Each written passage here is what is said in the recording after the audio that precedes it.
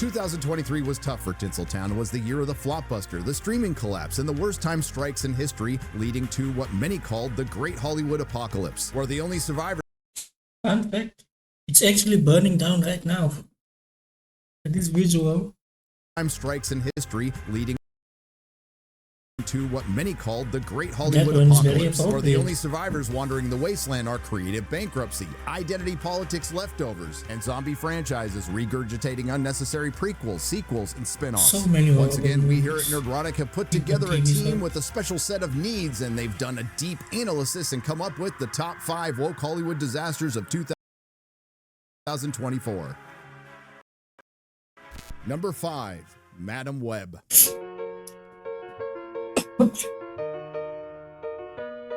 It's a very close race, by the way.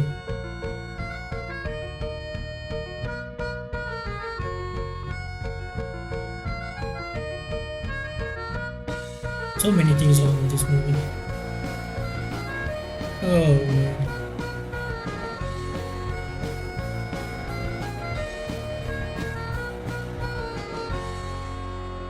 Another Spider-Man movie from Sony without Spider-Man. What could go wrong? They didn't even have that last shot.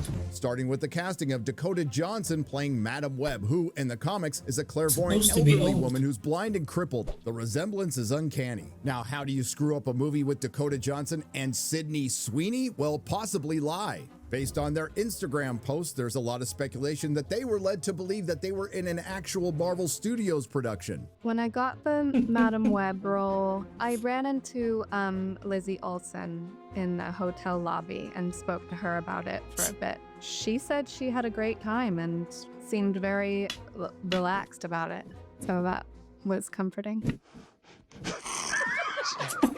Which may explain why Dakota Johnson fired her agent prior to Madam Web's release. But the lies don't end there, because it turns out Madam Web was not only a Spider-Man movie without Spider-Man, it was a superhero movie without superheroes. All the scenes you see Spider-Women costumed are in a vision of the future that takes place in less than a minute. The only one costumed is the villain Ezekiel, whose origin is best described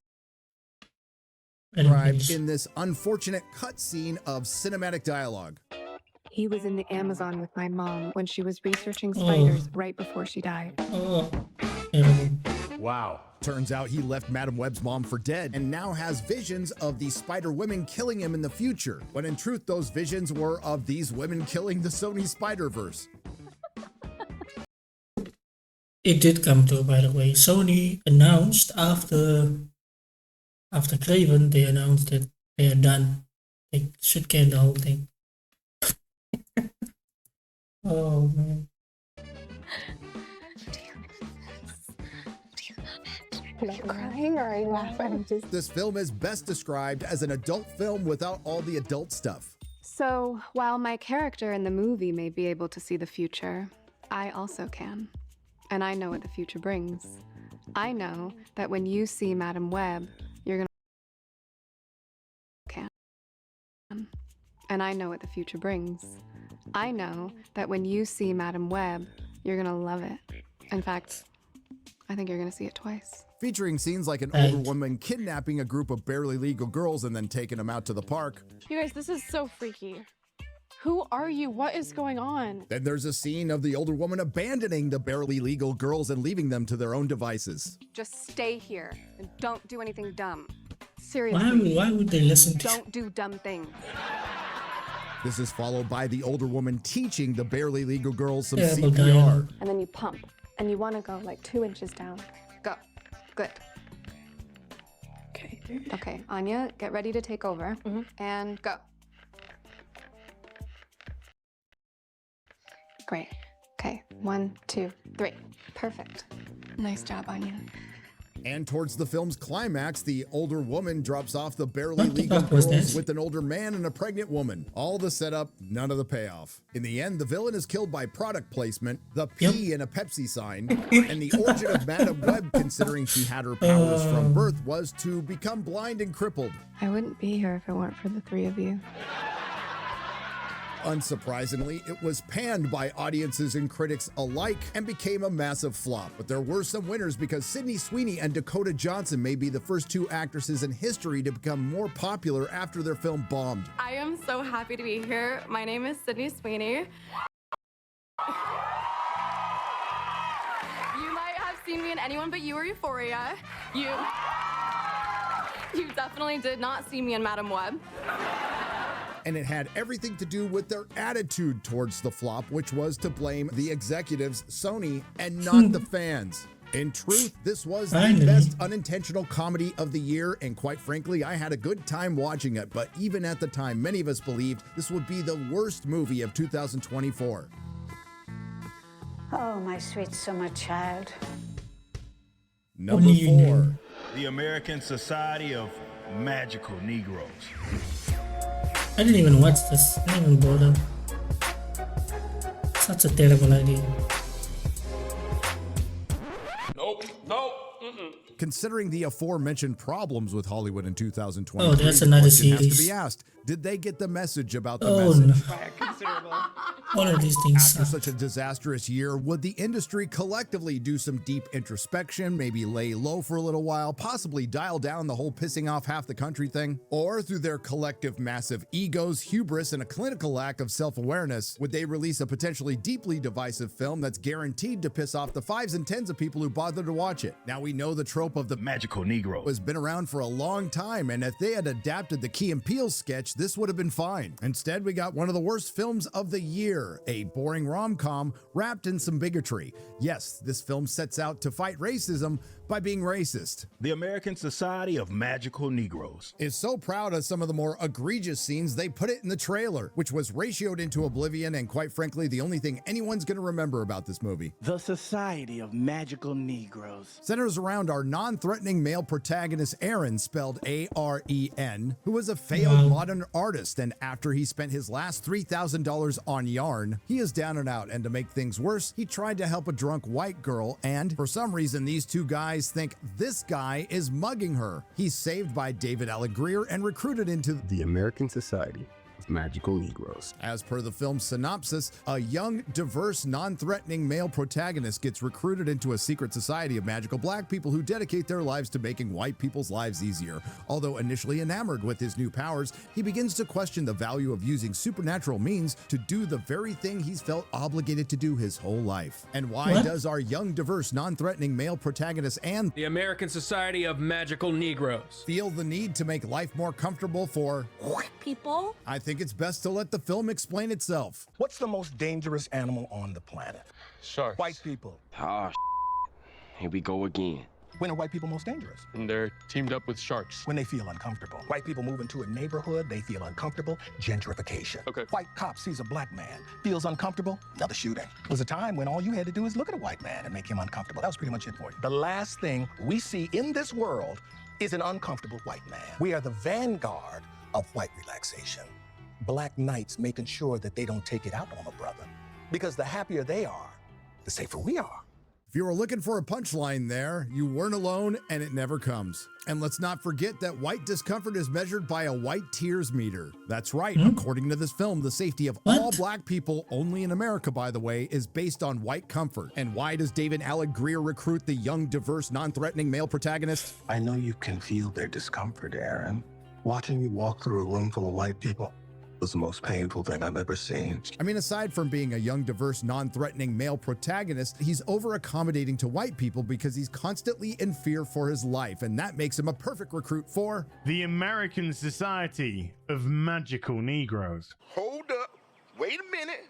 Something ain't right. Which, as the film states multiple times within the first 20 minutes, is a collective of magical black people who are assigned to specific white people, and as far as the origins are concerned of The American Society of Magical Negroes. it comes from a group of slaves who developed this collective magic to make white people feel more calm. Now, I think a better use for it would have been to escape. Anyway, David Alan Grier assigns our young, diverse, non-threatening male protagonist to a mediocre white male who somehow is a threat to all black people in America. So after the first third of this film is essentially racism's greatest hits, it devolves into a Gen Z love triangle rom-com, which made me miss the racism. They're like a couple, you know, in the movies. That's really sweet. What is this? What the And the worst part of the film was the message, and I guess I should be specific. Not the message, the film's message. It turns out that the American Society of Magical Negroes is a self-absorbed journey about a young, diverse, non-threatening male protagonist who believes he has spent his life trying to make white people feel comfortable, who got a job where he has to make white people feel comfortable, and then deciding he doesn't want to make white people feel comfortable. And the film ends with the Gen Z identity politics equivalent to the feminist speech in Barbie, except it makes the feminist speech in Barbie sound reasonable. I've been on this planet for 27 years, and I just figured out this week that I deserve to be alive. You going all crazy-eyed on me. The American Society of Magical Negroes. A film by first-time director Colby LeBee is a self-insert working through his personal hang-ups. The animatronic robot from Chuck E. Cheese. What does he look like? Are you sure I'm not an animatronic? I think you look like the rat from Chuck E. Cheese. Chuck E. Cheese. Wow. Chuck E. Cheese. Can you sing a song with me? Okay. And for the people out there who don't think this film is racist, let's play a little game. Let's replace white people with Asian people, Latino people, multiple choice demographic. What conceptually could probably be a good film if it was made in 2008 when we could still have comedy turned into something angry, hateful, reductive, sad, and dumb. Oh my God.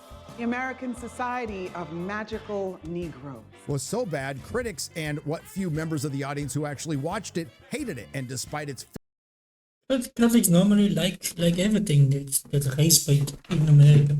They normally like all types of race-bait, gender swaps, all types of... Well, if it's woke, the critics in America genuinely likes it, generally. I don't understand what happened. $15 million budget, it was still a well-deserved flop. Number 3, The Acolyte. Oh yeah. Terrible.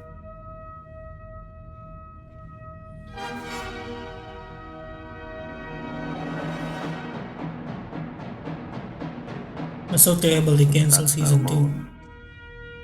It's a space station. It's too big to be a space station. Headland. Executive She's been very producer quiet. Leslie Headland. Surprisingly quiet.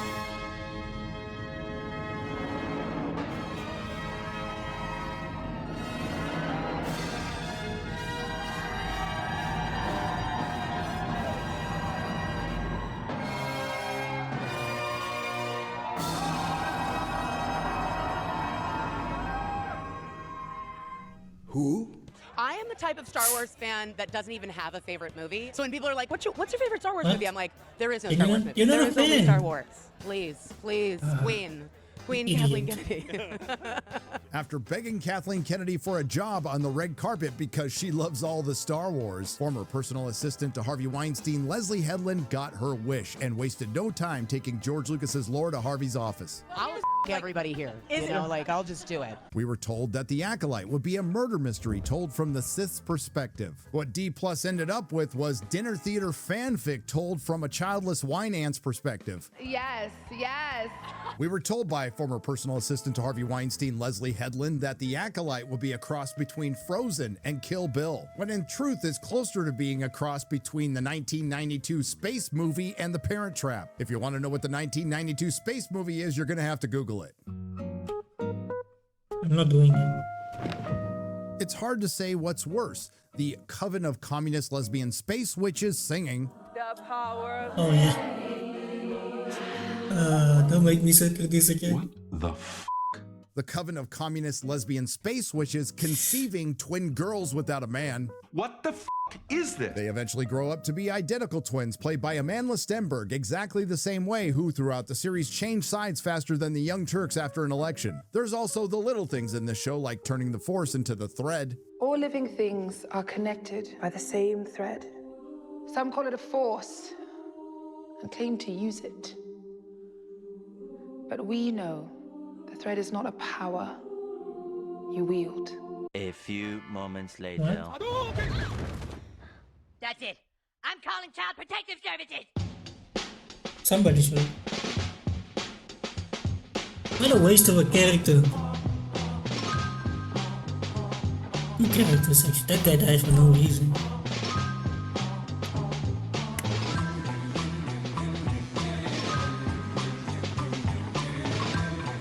whole team is dead. A bunch of pussies. Or maybe it was the cowardly and incompetent Jedi. Or it was Jedi that looked like the Bee Gees or Jediabetes. Or maybe one of the problems with this show is your best actor, that guy from Squid Game, can't speak English. They want to take our children! The Jedi do not take children. Accompany that with the inappropriate Jedi-Padawan relations, but we also have to consider the possibility that this is one of 2 shows on our list that are adapted from purely male brands and written specifically for the bane of fandom.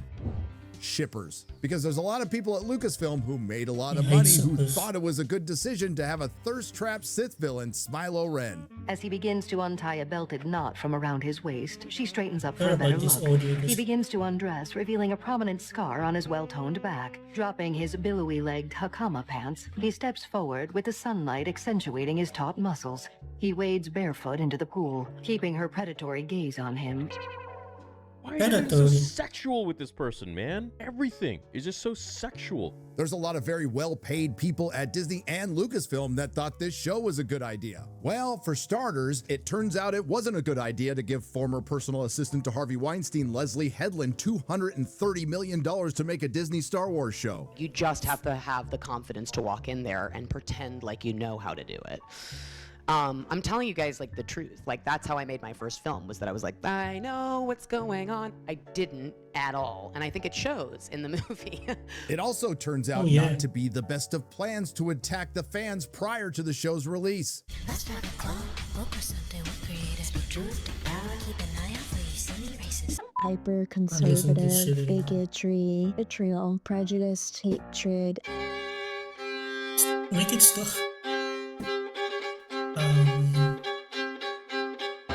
I'm going out on a limb here, but I don't think it was the best of strategies for the show's star, Amandla Stenberg, to record a diss track attacking Star Wars fans. If you are American and you've made it this far into this thing, please explain to me why everything is all about race and politics in America. This is entertainment. It's supposed to be entertaining. It's not supposed to be about your personal biases. Like, why are your writers inserting themselves into the stories, their personal views? Their actors the same way. You're supposed to be making entertainment. Worst move of all was actually releasing the show, and then the world could see the one thing they were honest about. The Acolyte was indeed the gayest Star Wars, and the living embodiment of the South Park meme. Put a chick in it, make her gay! And coincidentally, awesome. It became the most memed television show in recent memory. Every trailer was ratioed into oblivion, it was content gold on X Twitter, and it launched 1,000 content creator careers. And aside from being adored by the corporate legacy critics and the shills, it was panned by absolutely everyone else, including but not limited to having the lowest audience scores on multiple platforms of any Star Wars project in its history, and having the lowest ratings of any Disney Star Wars project on D+. But then the unthinkable happened. I felt a great disturbance in the Force, as if 5s and 10s of Acolyte fans suddenly cried out in terror and were suddenly silenced. I fear something terrible has happened, and it did.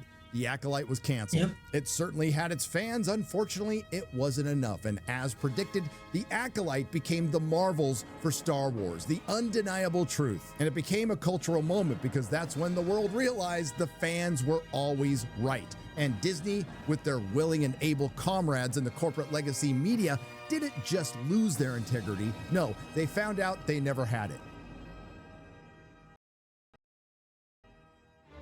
You might be asking yourself right now, what could possibly be worse than The Acolyte? And that would be a good question. Well, it turns out there's another show with a lot in common with it. Oh, yeah, this is showrunners with questions. But what is that? The Rings of Power is not Lord of the Rings, by the way. Just so we are clear. It's fan fiction written by people who've never seen Lord of the Rings or read the books. Okay? Just so we're clear on that one. Questionable talent and questionable connections, preemptive attacks on the fans and the press, embarrassing promotional interviews, flying out shills to meet the showrunners who of course followed that up with glowing reviews, massive ratios, abysmal audience scores, and losing most of the audience that you had left by the end of the season. The only difference being, and I can't believe I'm saying this, Disney was smart enough to cancel it. This brings us to the next show on our list, which according to Games Radar is the best of 2025 and number 4 on Empire Magazine's list, and it's a not so solid number 2 on ours. The Rings of Power Season 2. What you are witnessing is real. The participants are not actors. They are actual litigants with a case pending in a Numenor municipal court. Both parties have agreed to dismiss their court cases and have their dispute settled here, in our forum, the People's Court.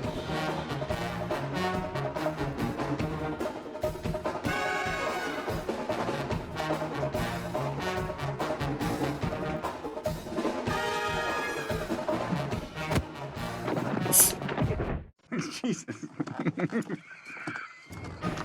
Under most circumstances, a show that cost $58 million an episode that lost 63% of its audience throughout its first season will be canceled. But when your show's the giant vanity project of a megalomaniac billionaire who's the closest thing to Dr. Evil we have in this world, that has enough spare change around to spend $42 million on a massive clock that ticks just once a year in the Sierra Diablo Mountains of Texas, that's totally not a cover for a secret base, and flies around in rockets that look like a... Wang! Pay attention. I was distracted by that enormous flying... Johnson. Yes, sir. So of course the show was safe, but did Amazon learn from their mistakes and listen to the fans that they called patently evil? But a lot of it, I have to say, at the end of the day, we just got to tune it out. There's nothing anyone can say about the show that one of us hasn't already said, oh, this didn't turn out, oh, that was supposed to be better, oh, that didn't work. But you did it anyway.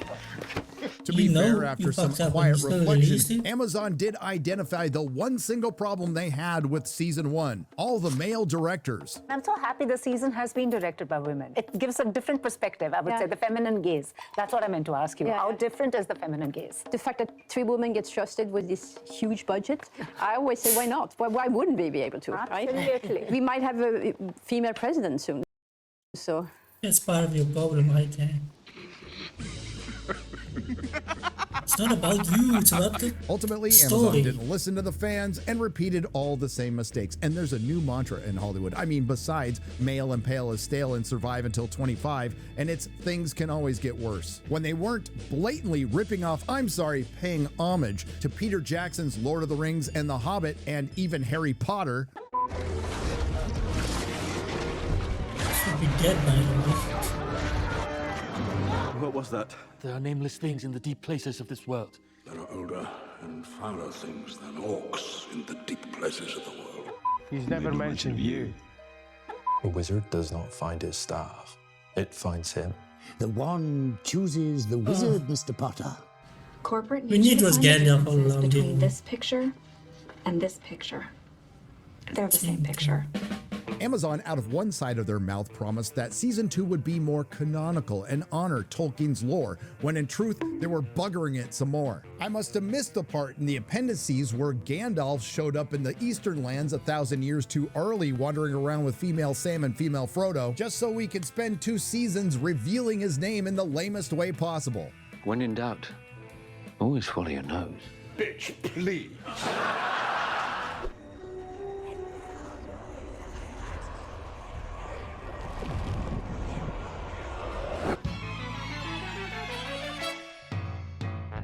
He's afraid he'd lose control again. Without a grand. Hey, know what I mean? Know what I mean? Nudge, nudge, know what I mean? Say no more. What is it?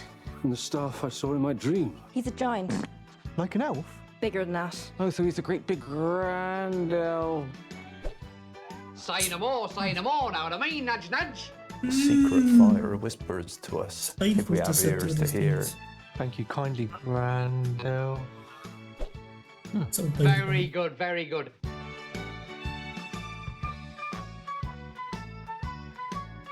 Gandalf. Great, it's about f***ing time. And it's astounding that everyone on Earth who actually read Lord of the Rings completely missed the point with Oh, orcs. yeah, the orcs. Instead of being the embodiment of evil, apparently No, the no, professor no. intended for the Barely. orcs to be an They are oppressed very class human. of victims who just want a safe place to raise their kids, be evil, and practice their corrupted form of life in peace. We are safe here. We have a home. Must we go to war again? There are some dangers in this world about which it is a father's burden to know, and a son's burden to trust him. Trust me, my son, when I tell you that we will never truly be safe. As you will it, Lord Father. You the baby.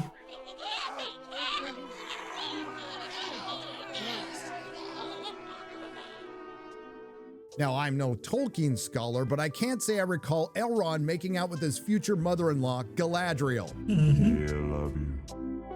Yep. Just the way. Oh. It gets worse. She's supposed to be married, by the way. They haven't even mentioned her. What's that? But the worst crime against Tolkien is yet to come. The bane of all good storytelling, pop culture, entertainment, and fandom. Shipping. No! They shipped vaguely diverse female, whose name I can't be bothered to remember, with Isildur. They shipped Buckwheat and female Sam, Elendil and Miriel, Elrond and Galadriel. And while it's technically not shipping, Tom Bombadil was definitely grooming Dangalf. Clean your hands, wash your face, and come join me by the fire. Might you teach me how to wield a staff? It's yours to wield already. This sounds very gay. So many of us in the LGBT community see ourselves in Tolkien's writings. Any chance we'll see ourselves on the show? Maybe you have already.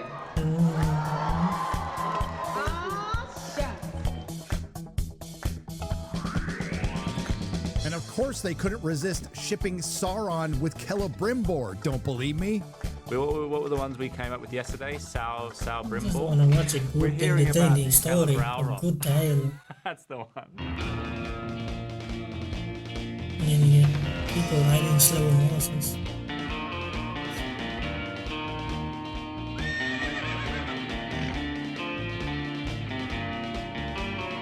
But the single most vile and subversive thing you can do to the professor's work is take the embodiment of femininity, Galadriel, who Amazon managed to turn into Guy Ladriel, the insufferable girl boss, who, when she's not treating with orcs, she's slaying them, and shipping her with the embodiment of evil, Sauron. And this is nothing short of character assassination, right up there with Indiana Jones and the Dial of Dysentery, Han Solo in The Force Awakens, Luke Skywalker in The Last Jedi, and the Doctor in Doctor Who. Turning Sauron, the dark sorcerer and shapeshifter, master of shadows and lord of werewolves, into a hopeless simp for Guy Ladriel, whose shapeshifting ability was putting on a wig and fooling everyone in Middle Earth, making it Simple Earth. But at least we got to see Sauron cry. Twice. Jesus. And after yet another disastrous season, it's clear that this is the worst adaptation ever made, conceived and put together by a company that hates the source material, the author, and the fans. And shame on the Tolkien Society, the Tolkien Professor, the Tolkien Scholars, and the Tolkien Estate for supporting the scouring of John Ronald Reuel Tolkien's work. And the current cope coming from none other than the Tolkien Professor Dr. Corey Olsen. There's no such thing really as canon in Tolkien. Off. We'll let the real professor respond to this. The canons of narrative in any medium cannot be wholly different, and the failure of poor films is often precisely an exaggeration and in the intrusion of unwarranted matter owing to not perceiving where the core of the original lies. Such a simple formula to follow. Before we get to number one, here are some worthy dishonorable mentions. For the 5th time, somebody thought it was a good idea to try to make The Crow again, except this time it's with a slightly less gay Machine Gun Kelly as John Wick. And to everyone's utter unsurprise, the film flopped. Repeat after me, there is only one Crow film and it stars the late great Brandon Lee. Argyle. It's become pretty clear that Henry Cavill has become the prime bait in the bait and switch. After The Witcher and Enola Holmes, this might be the worst case. What moviegoers thought they were going to was a Henry Cavill spy thriller helmed by the director of Layer Cake and Kingsman, Matthew Vaughn. What they ended up with is fanfic featuring a plus-size middle-aged woman fighting the bad guys ice skating on oil. And the only good thing possibly that can come from this massive flop is Henry Cavill finally decides to fire his agent. Our next one is a show you might not have heard much about, Echo, a Disney Plus series featuring a Native American deaf amputee superhero. And while it passed every DEI and ESG score with flying rainbow colors, unfortunately, I made a post about this on Twitter. I got banned for sharing a post. Oh man. Unfortunately, the show wasn't good. Despite having some reservations, Marvel went ahead with their big gamble and released Echo all at once, possibly in hopes to give those ratings a leg up. or in hopes that people will forget about it sooner. Proving that Disney Marvel might not be completely off the reservation, that strategy worked, and since Echo's release, the silence has been deafening.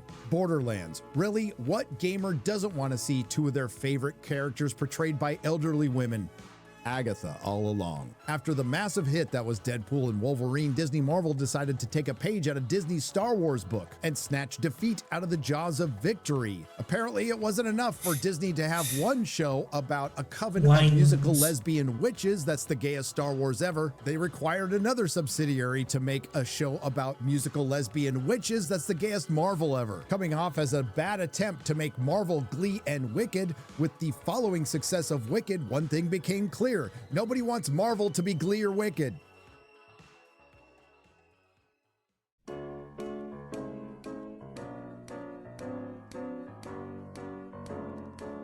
Oh yeah. Je me baladais sur Don't need to be l'avenue, him le cœur in this ouvert movie. à l'inconnu.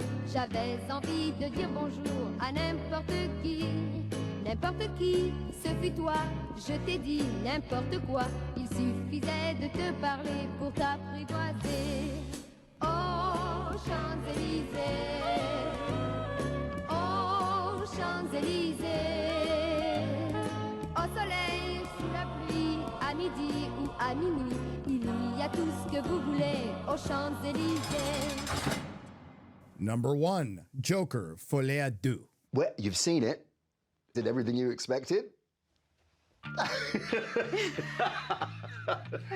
Tell them how you feel, Joaquin. Prior to its release in 2019, the Academy Award-winning billion-dollar box office smash Joker was generally perceived as another soulless corporate cash grab peripheral Batman project that no one asked for, featuring the origin story of a villain who's never had one or needed one. And despite the corporate legacy media trying to push the narrative that this film would lead to incel violence, instead of putting a shadow over the Joker, it helped propel it into the stratosphere. Laughing all the way to the box office, Joker raked in a record-breaking $93.5 million domestically, $234 million worldwide in its opening weekend. This means Joker is the biggest October film launch of all time. Sure, it was essentially a Taxi Driver and the King of Comedy mashup with the Joker label that just so happened to work in every single way. That rare moment where Hollywood captured lightning in a bottle. A compelling, grim, and intense character study featuring an unreliable narrator, Arthur Fleck, played brilliantly by Joaquin Phoenix, slowly descending into madness, leading to an ending that's both satisfying and open. A film that was meant to be debated until the end of time. Or until Warner Brothers, America's dumbest company, decides to back up a couple of Brinks trucks full of money to an actor and a director who didn't want to do the sequel in the first place. Are we going to see you do another one with Batman and Joker? Definitely not, no. Why not? Why wouldn't you want to take it to the next level? Because we like this as a standalone thing, as its own thing. Yeah. Add to that, casting a pop star, Lady Gaga, and announcing the sequel's gonna be a musical, leading many moviegoers to revisit their doubts prior to the first Joker. And then, unfortunately, the film was released and fives and tens of people saw the truth. That it was a film that, while being put together by very talented people, played out like an actor and a director not wanting to do the sequel in the first place. And if it ended there, you could just chalk it up as another soulless corporate cash grab peripheral Batman project that no one asked for. But no, what puts Joker 2 in its well-earned #1 slot on our list is far worse. Instead of being just another ill-advised sequel featuring member berries, repurposed dialogue, and callbacks to better times, in Joker 2, Todd Phillips made the very bold decision to systematically dismantle everything good about the first film, with a heavy dose of the good old subversion of expectations. Instead of seeing an expansion on Arthur Fleck's Joker, watching him come into his own and going on murderous romps with Harley Quinn, instead we get to witness our auteur filmmaker make the avant-garde decision of having Arthur Fleck withdraw and regress into the character he was at the beginning of the first film, and then regress some more. It's a deconstruction of a deconstruction. This is high art. And as far as the unreliable narrator is concerned, in the first Joker, there was a lot of scenes where we're not sure if it's happening in Arthur's head or not. until The Joker 2 during a court scene where we're shown that the events of the first movie went down exactly how we saw them. While the corporate legacy media was trying to push the narrative that the first Joker will lead to incel violence, I think we can all agree that the second Joker will lead to narcolepsy. Lady Gaga didn't add much to the film, playing Harley Quinn as essentially a manipulative clout chaser, and the monotony is occasionally broken up by the musical bits that don't feel like they fit at all. Half of them are mumbled, and the rest are Lady Gaga singing oldies. For once in my life, I have someone who needs me. No, shut up! She's a fool, and don't I know it? Shut the f up! Forget your troubles, come on, get happy. Will you shut up? Sing hallelujah, come on, get happy. Ready for the judge. Shut up! Shut up! That wasn't good! But the final insult comes when Arthur Fleck is killed by the Joker and dies sad and alone. And we find out that the joke was on us because we weren't watching a Joker movie. The corporate Hollywood equivalent to clickbait. 5s and 10s of people will cry that Joker 2 is misunderstood and will be considered a masterpiece in 20 years. No, if we it go won't. along with that line of thinking, we have to believe some of the excuses provided as to why Joker 2 flopped. Theaters played too many commercials prior to the film. It was the toxic fans' fault, or my personal favorite, the audience is too stupid. Or the media literacy crowd might want to consider this one possibility that the audience was smart enough to pick up what Todd Phillips was putting down. I was in Joker 2, which just came out. It's the worst film that has ever been made. so bad. It's actually not so bad. It's the worst film ever made. This was one of the top disasters that has ever been. Like, I'm part of something that's kind of cool. It's really cool, actually. It's one of the greatest failures of anyone in entertainment at any time. And after a decade of Hollywood demonizing half the country, when a film comes out and quite literally tells them to f off, they did. So you can go with the media literate cinephile speculative fiction, or you can go with reality. For starters, Todd Phillips has managed to make a sequel of one of 2 hits DC has had in the last 5 years and turned it into their 6th bomb in a row. While the first Joker grossed over $1 billion globally without China, Joker 2, which was released in China, grossed just over $200 million worldwide. Just a slight difference of $857 million. While the first Joker's budget was $55 million, the second was $200 million, which coincidentally is exactly how much money Joker 2 lost.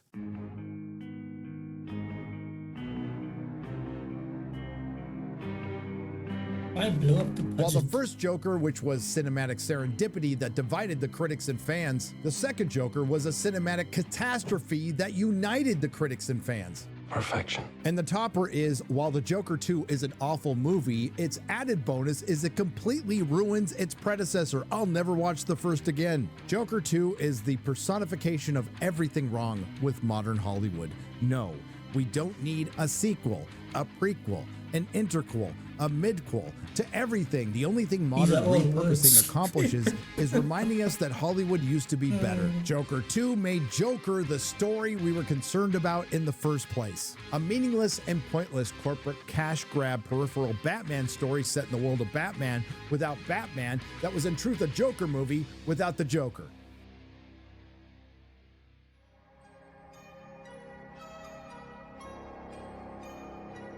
That's our list, folks. The top 5 woke Hollywood disasters of 2024. A year that's been tough on Tinseltown because an entire industry and its celebrities learned that they lost what little influence they thought they had. The year of the woke Hollywood reckoning. Time will tell if they got the message. As always, They didn't get the message. By the way, if you made it this far in the reaction, like, share, comment, subscribe, please, to the channel. It is appreciated. Also, they need to stop making Batman TV series without Batman in it. Ridiculous. But like I said, like, share, comment, subscribe, please. And I will see you again on the next one.